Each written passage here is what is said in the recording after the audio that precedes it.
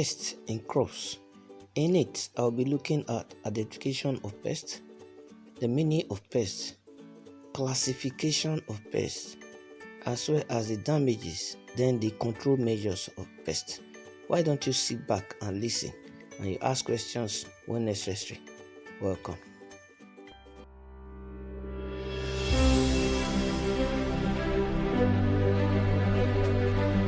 Throughout history, people have had to fight insect pests to reduce diseases, minimize food losses, or simply to avoid the nuisance of stinging, biting, and buzzing bugs. Insect pest control is usually implemented locally in individual fields or properties. However, these uncoordinated efforts often prove inefficient because insects move from host to host, irrespective of ownership. Pest control that is limited to individual localities is both temporary and unsustainable, since it only suppresses a proportion of the targeted pest population.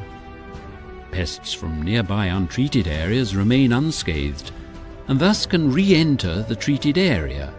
The damage continues, and people have little choice but to apply control measures again and again to protect their livelihoods.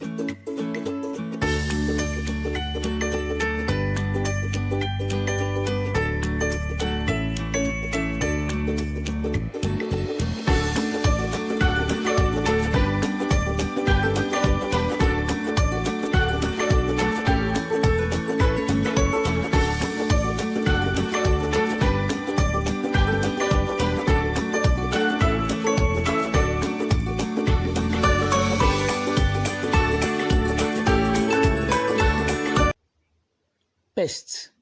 What is a pest? Can you differentiate between a pest and an insect? Or is this a pest or an insect? An insect becomes a pest only if it causes damages to crops. So therefore, what is a pest? A pest is any organism which causes damages to crops. It could be an insect pest, birds, or animals. As far as it causes damages to crops, it becomes a pest. Examples: it can be grasshopper, Zonosaurus virgatus. It can be weevils. It can also be birds, and even rodents such as rats or rabbits, etc.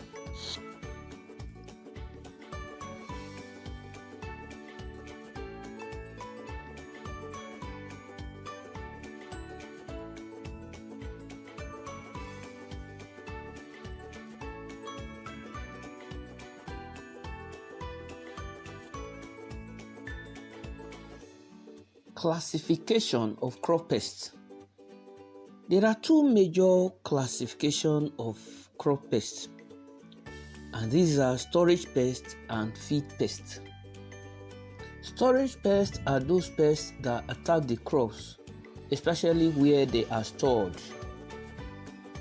It can be weevils, which can be maize weevils, Cytophilus zeae. It can also be rice weevil, Cytophilus oryzae or granulus.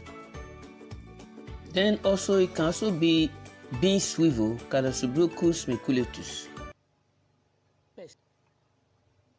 And also rodents such as rats. And what of going to the farm, you see some worms on the leaves of the plants, as well as some insect pests flying here and there, some eating up the leaves of the crops that are planted. They are classified as feed pests because they attack the crops that are planted in the field while still at the farm. Another classification of insects is based on feeding habit, which are biting and chewing, piercing and sucking, and boring insects. Here are examples of biting and chewing, which are beetles, Heterodygos melus. We also have the crickets, we also have the termites. Now let us see what they possess that make them to belong to this group. Here is the internal structure of the mouthparts. We are going to consider 4 parts that are very important that makes them to belong to this group. Now take a careful look at this sample. I hope you can locate mandible, maxillae, labrum, and labella. These are the 4 important parts that enable this insect group to belong to biting and chewing. Let's take the maxillae to start. The maxillae is pushed or brought forward to collect the food item, while the mandible is used for the biting and the chewing of those food items that will be taken in. Another group I'm going to consider is piercing and sucking insect pests. Example is aphids, like the one we are seeing here. Others are cotton stainer, mosquito, etc. So we are going to also look at the internal structure of this insect group.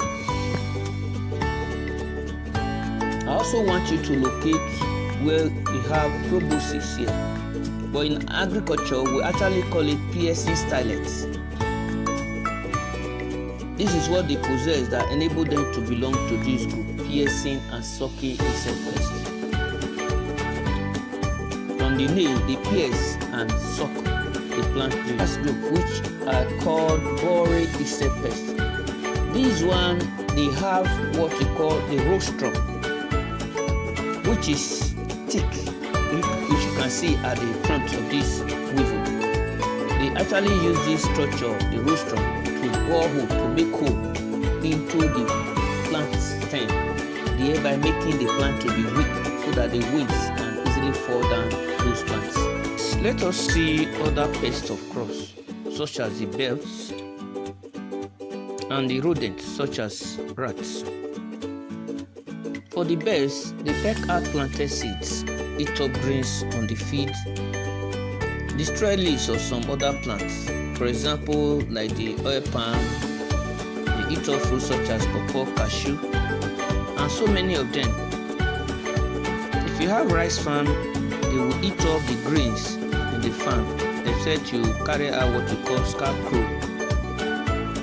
And I know some of you here can shoot catapult. That is another way of controlling this pest. For rodents such as this, they eat up the young tubers that will be planted, remove them. For other mammals such as antelope, monkey, they eat up the leaves, especially the antelope, eat up the leaves of yams, ensure that the yam will not sprout out. monkeys eating up the grains such as maize in the farm. Their control is ensuring there are hunters that will hunt for them and kill them in the farm. For the control of the insect pests, I'm going to look at the cultural method, the chemical method, as well as the biological method. So happy viewing. Cultural methods of pest control. A. Growing resistant varieties. Plants which are resistant to pest attack are normally attacked by only a few pests which do not cause economic damage. Resistant plants may also have an odor, color, taste or texture which is not preferred by the insect pests.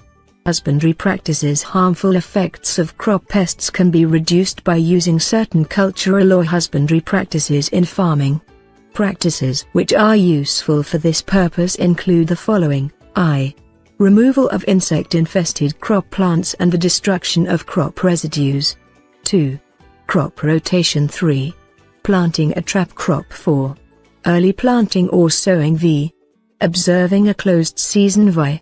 Sowing or planting disease-free planting materials, seeds, tubers and cuttings. 7. Close spacing. 8. Destroying alternate host plants. Control them biologically. This animation will show you two examples. The first example is the control of aphids. Aphids live for 3 weeks at the most. Within that period, they can give birth to a couple of hundred young aphids. As these young aphids also immediately set to work, they can quickly become a pest that can cause much damage. So the aphid, the parasitic wasp, measures only 2 millimeters. After the parasitic wasp has emerged from the mummy, it will search for the pest, in this case the aphid, in order to reproduce. Within half a second, she deposits an egg inside the aphid. This is called parasitism. In the course of a few days, the aphid will swell because of the growing parasitic wasp larva inside its body, and will then change into a mummy. After about 2 weeks, the fully grown parasitic wasp will make a hole from the inside through which it leaves the mummy. If the wasp is a female, she will look for a male to mate with. Immediately after this, she will start searching for aphids to deposit her eggs in. In this way, the number of aphids will decrease and a biological balance will be reached. A predatory mite is a real predator because it kills its prey by eating it or by pricking it and sucking it empty. The development of the predatory mite is similar to that of the two-spotted spider mite. Like many beneficials, the predatory mite can only live when its prey is present. For use. While mixing, read and follow the instructions on the label, including first aid guidelines. Wear personal protective equipment when handling, mixing and spraying chemicals. Gumboots, overalls or a coat with long sleeves, strong rubber gloves, respirator, eye protection goggles and a hat.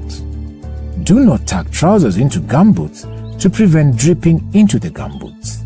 Read the pesticide label for instructions on the dose rate.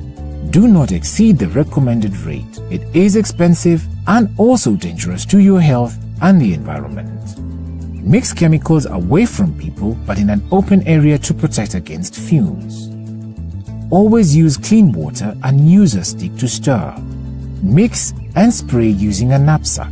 Avoid leaky and defective nozzles and ensure the spray is directed into the morning or late in the evening to maximize their effectiveness. This is the time when the fall armyworm caterpillar is most active. Spray on a cool and calm day. Avoid spraying during windy or rainy weather. If you feel unwell during spraying, nausea, headache, general body weakness, stop the application immediately and seek medical advice. Carry the pesticide container with you.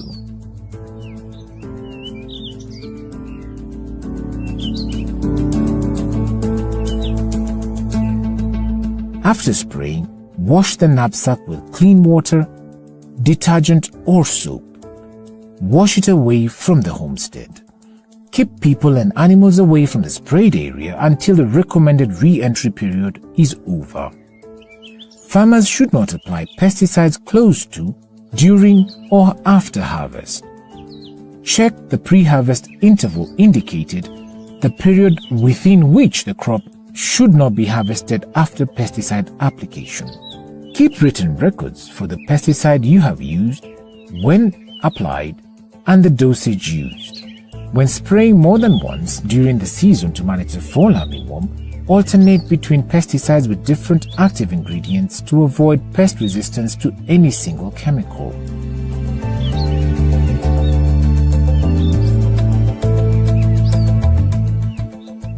Do not store unwanted pesticides. Discard small quantities by burying them in a pit, located away from water sources. Place the pit where the soil is not easily penetrated by water, for instance in clay soils.